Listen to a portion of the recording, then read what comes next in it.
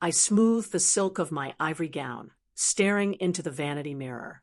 My reflection looks like a stranger, a woman on the verge of everything she ever wanted. Outside the suite, the soft hum of a cello drifts through the air, and the scent of peonies is so thick I can almost taste it. This is the day. After 3 years of dating Mark, I am finally becoming a part of the family I've always craved. I grew up in foster care, drifting from one cold house to another. So Mark's family felt like a miracle. His mother, Evelyn, greeted me with open arms and homemade lemon cake the first time we met. She called me the daughter she never had. I trusted them. I poured my heart into this relationship, believing that the warmth they radiated was real. I didn't mind that Evelyn was a little overbearing, or that she still did Mark's laundry at 32. I thought it was just love. Mark is the perfect man, attentive, kind, and fiercely loyal to his mother. He told me once that Evelyn sacrificed everything to raise him alone after his father left. I admired that. I wanted to be a part of that unbreakable bond. As I pin my grandmother's brooch to my bodice, my hands shake slightly. It's not nerves, it's excitement. I am finally home. There's a soft knock on the door. It's Evelyn. She's wearing a dress that is dangerously close to white, a pale champagne that catches the light. She looks at me, but her eyes don't reach her smile. She tells me I look lovely, but her voice has a sharp edge, like glass hidden in velvet. She reaches out to adjust my veil, her fingers brushing my neck. They are cold. "You're taking him away from me, Clara," she whispers, her smile never wavering. My heart skips a beat. I laugh it off, thinking she's joking, but she doesn't laugh back. She just stares. She tells me that Mark is a sensitive boy, that he needs someone who truly understands his history. The implication is clear. I am an outsider. I don't belong in their curated world of secrets and tradition. I feel a sudden chill. The perfect illusion I've been living in for 3 years starts to crack. I remind myself that she's just emotional. It's a big day for a mother. I offer her a hug, but she stiffens. She turns toward the door, pausing only to say that the ceremony starts in 10 minutes. As she leaves, I notice she hasn't touched her champagne. She looks too focused, too ready. The ceremony begins. The doors of the chapel swing open, and the sunlight floods in, blinding me for a second. I see Mark standing at the altar, looking handsome and relieved. I walk down the aisle, my heart swelling with every step. But as I get closer, I notice Evelyn in the front row. She isn't looking at me. She isn't looking at Mark. She's looking at her watch. Just as the officiant clears his throat to begin the vows, the silence is shattered. Evelyn gasps. It's a loud, theatrical sound that echoes off the stone walls. She clutches her chest, her face contorting into a mask of agony. She stumbles out of her seat, collapsing onto the floral runner. The gasps from the guests rise like a wave. Mark is at her side in a second. He drops my hands as if they're burning him. He's on his knees, cradling her head, his face white with terror. "Mom, Mom, talk to me," he screams. The music stops. The wedding, my wedding, vanishes in an instant. I stand there, frozen, holding my bouquet while the man I love forgets I even exist. I watch her. Her eyes are rolled back, her breathing shallow and ragged. It looks real. It looks terrifying. But then I see it, just for a fraction of a second. Her hand, the one not clutching her heart, reaches out and grips Mark's sleeve. She isn't just seeking comfort. She's anchoring him. She's pulling him away from the altar, away from the life we were supposed to start. "Call a doctor." Mark yells, his voice breaking. He looks at me, his eyes pleading, but there's something else there. Accusation. As if my presence this wedding is the thing that's killing her. I felt invisible. I was the bride. And now I'm just an obstacle in the middle of a medical emergency. I look at Evelyn again. In the chaos, as Mark leans down to whisper in her ear, I see her eyelid flicker. She isn't looking at him. She's looking at me. And she's smirking. That was the moment everything changed. The realization hits me like a physical blow. She isn't dying. She's performing. She's stealing the one day that was supposed to be mine because she can't handle being second in her son's life. The betrayal is so sharp it takes my breath away. I see the guests panicking, the bridesmaids crying, and Mark's utter devotion to a lie. I don't scream. I don't cry. I reach into the hidden pocket of my wedding dress, the one the seamstress added for my lipstick, and I pull out my phone.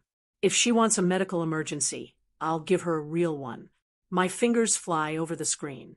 3 digits. 911. I need an ambulance at St. Jude's Chapel. I say, my voice steady and loud enough to cut through the crying. It's a potential cardiac arrest. The patient is unconscious and unresponsive. I look Evelyn directly in the eye as I say the word unresponsive. I see the flicker of genuine fear in her pupils. She didn't think I'd call their bluff. She thought I'd just let the wedding be canceled and fade into the background. Mark looks up at me, shocked. Clara, thank God. Tell them to hurry. He has no idea. He's still holding her, his tears falling onto her champagne-colored dress. I feel a pang of pity for him, but it's drowned out by the cold, hard fact that he didn't even check on me. He didn't even look back at the altar. The sirens begin to wail in the distance. The sound is shrill, cutting through the picturesque countryside like a blade. Evelyn starts to regain consciousness, moaning and clutching Mark's hand. She whispers that she's fine, that we should just continue the wedding. It's a masterful performance. She wants to be the martyr who tried to push through the pain for her son's sake. No, Mom, we're going to the hospital, Mark insists, his voice firm. He looks at me, his expression hardened. Clara, we have to postpone. I can't leave her like this. My heart shatters. Not because the wedding is off, but because I realize he will always choose her shadows over my light. He doesn't even ask if I'm okay. The paramedics burst through the doors. They are professional and fast.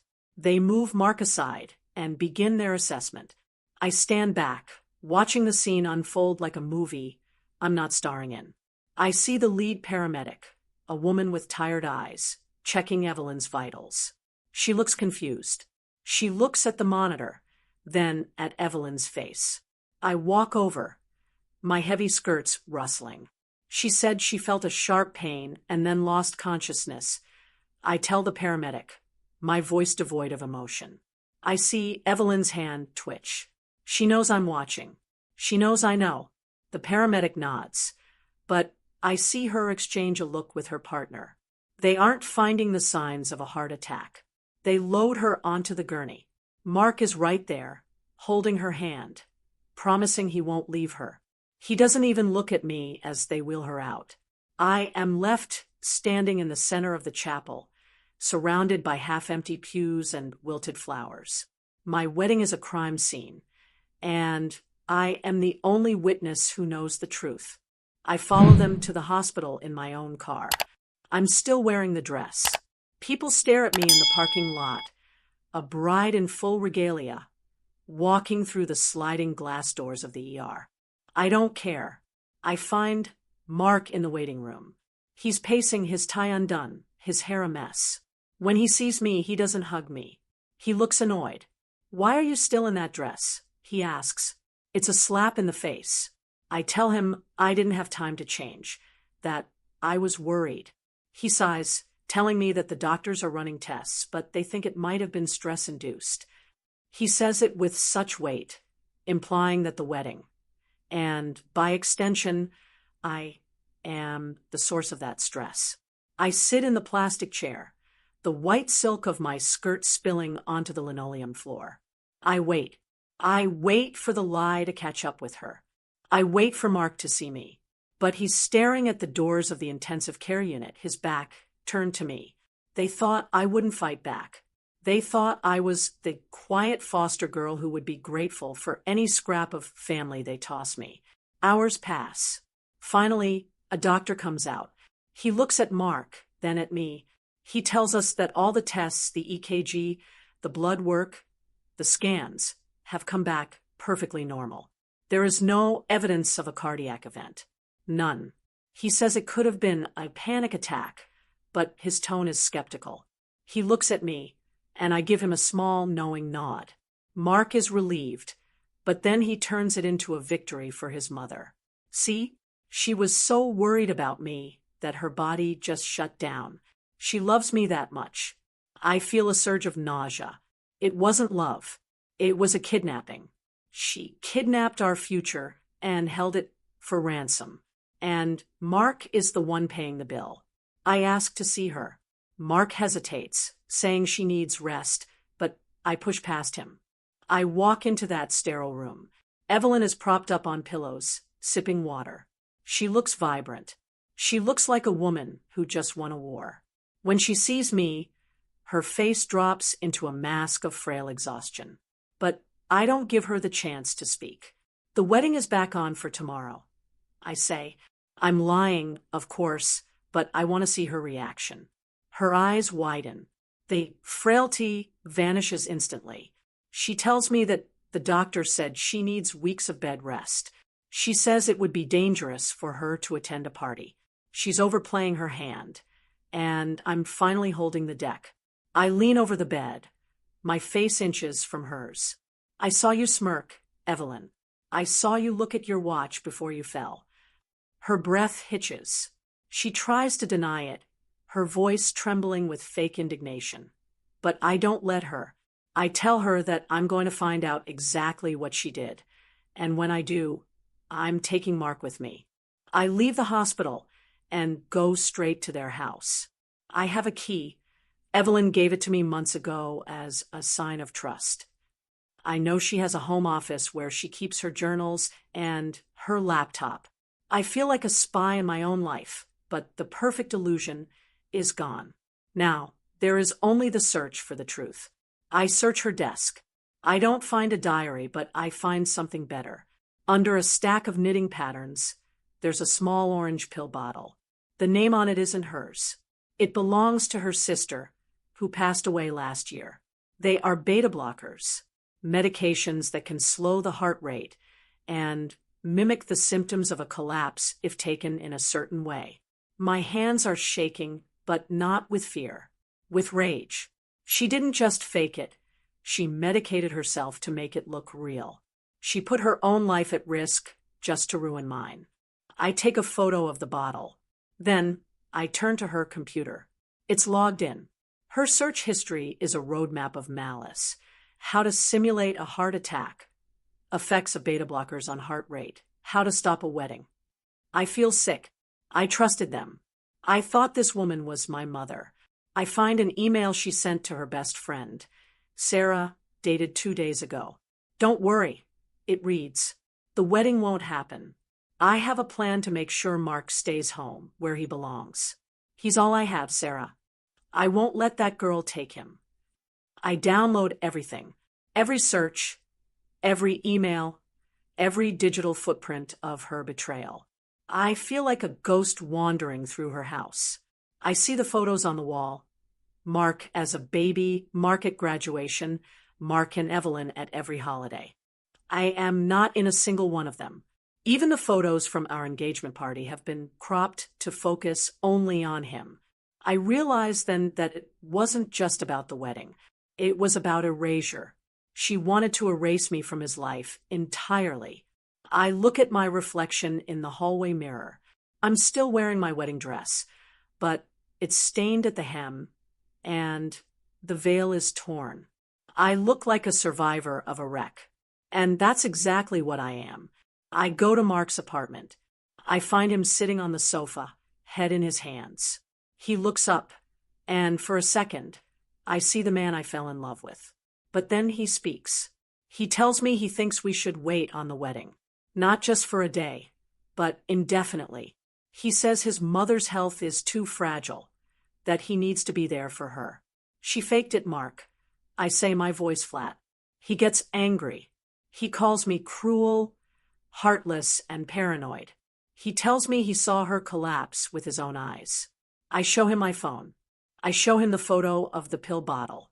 I show him the search history. I show him the email. I watch his face as he reads the words, "I won't let that girl take him." He's silent for a long time. The clock on the wall ticks, marking the seconds of our relationship dying. Finally, he looks up, but there is no revelation in his eyes. Only denial. She was just scared, Clara. She didn't mean it. She's just a lonely old woman who made a mistake because she loves me. He's defending her. Even with the proof in his hands, he's choosing the lie. He tells me I should be understanding, that I should forgive her because she's family. That's when I know. He isn't a victim of her manipulation. He's a willing participant. He prefers the comfort of her toxicity to the reality of my love. I'm leaving, I say. He doesn't move. He doesn't try to stop me. He just asks if I'm going to return the ring. I take it off, the diamond that was supposed to be a symbol of forever, and I set it on the coffee table. It looks small and cheap against the backdrop of so much betrayal. I walk out the door, and for the first time in 3 years I can breathe. But I'm not done. I have one more move to make. Evelyn is having a recovery brunch the next day at her house, inviting all the close family friends to show off her miraculous survival and to garner sympathy for the postponed wedding. She thinks she's won. She thinks I've slunk away into the night, defeated and alone. I spend the night at a hotel. I don't cry. I plan. I use the hotel's business center to print out every single piece of evidence I found. I make copies. I put them into neat, professional folders. I also call the local catering company, the one she's using for the brunch, and I make a small addition to the menu. The next morning, I don't wear ivory. I wear red, a deep, blood-red dress that fits me like a second skin. I do my makeup with precision. Sharp wings, bold lips. I look like a woman who is ready for a fight. I drive to Evelyn's house. The driveway is full of cars. The perfect illusion is in full swing. I walk in through the front door. The room goes silent. Mark is there, holding a glass of orange juice, looking at me with a mix of guilt and anger. Evelyn is seated in her throne, a large armchair draped in silk, surrounded by her friends. She looks at me and her eyes narrow. She tries to play the victim, immediately clutching her chest and gasping. "Clara, I didn't expect you," she wheezes. I don't say a word. I walk to the center of the room, where the brunch spread is laid out. I take the folders out of my bag, and I start handing them out. One to Mark's aunt, one to the neighbor, one to Sarah, her best friend, and finally, I hand one to Mark. "What is this?" Mark asks, his voice trembling. I tell him to open it. I tell everyone to open it. I stand there as they read. I watch as the gasps turn from sympathy for Evelyn to murmurs of shock and disgust. I see Sarah's face go pale as she reads her own email displayed in black and white. Evelyn tries to stand up, her face turning a deep, angry purple. "This is a lie. She's trying to ruin me," she screams. The frail woman is gone. She's standing, pointing a finger at me, her voice booming. I just smile. I pull out my phone and play the recording I made of our conversation in the hospital, the one where I told her I knew she smirked. The room is deafeningly quiet now. Even Mark can't look away from the truth anymore. He looks at his mother, and for the first time, he sees the monster she is. He looks at the folders, then at her, then back at me. He tries to come toward me, to apologize, to say he's sorry, but I step back. "It's too late, Mark," I say. I tell him that he had his chance to choose the truth, and he chose her. I tell Evelyn that I hope the attention was worth it, because it's the last she'll ever get from me. I look around the room at the people who were supposed to be my family. They aren't my family. They are a collection of enablers and victims. I turn and walk toward the door. I hear Evelyn start to wail, a real cry of frustration and defeat this time. I hear Mark calling my name, but his voice is distant, like a memory of a person I used to know. I walk out into the sunlight, the red of my dress glowing. I feel light. I feel powerful. I drive away from that house, from that neighborhood, from that life. I have no house, no husband, and no family. But as I look at myself in the rearview mirror, I see someone I haven't seen in a long time. I see Clara, the woman who doesn't need a lemon cake or a champagne-colored lie to feel whole. I spend the afternoon at the beach. I take off my shoes and walk into the cold Atlantic water. The weight of the last 3 years washes away with the tide. I realize that the foster girl who just wanted a home finally found one. It isn't a building or a group of people. It's the peace inside my own chest. Mark calls me a dozen times. He leaves voicemails saying he's left his mother's house, that he's in a hotel, that he wants to talk. I delete them without listening. I don't hate him. I just don't need him. He was a bridge to a place I didn't belong, and I'm glad the bridge burned. I sit on the sand and watch the sunset. The sky is a bruise of purple and gold, beautiful and fleeting. I lost a wedding, but I gained a life. I lost a mother-in-law, but I found my own strength.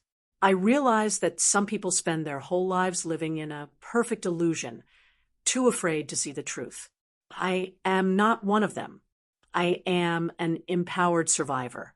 I am the woman who called 911 on a lie and walked away with her soul intact.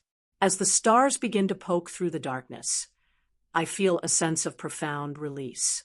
The trauma is gone. The revenge is complete. There is only the future. Sometimes losing your family is the price of finding yourself.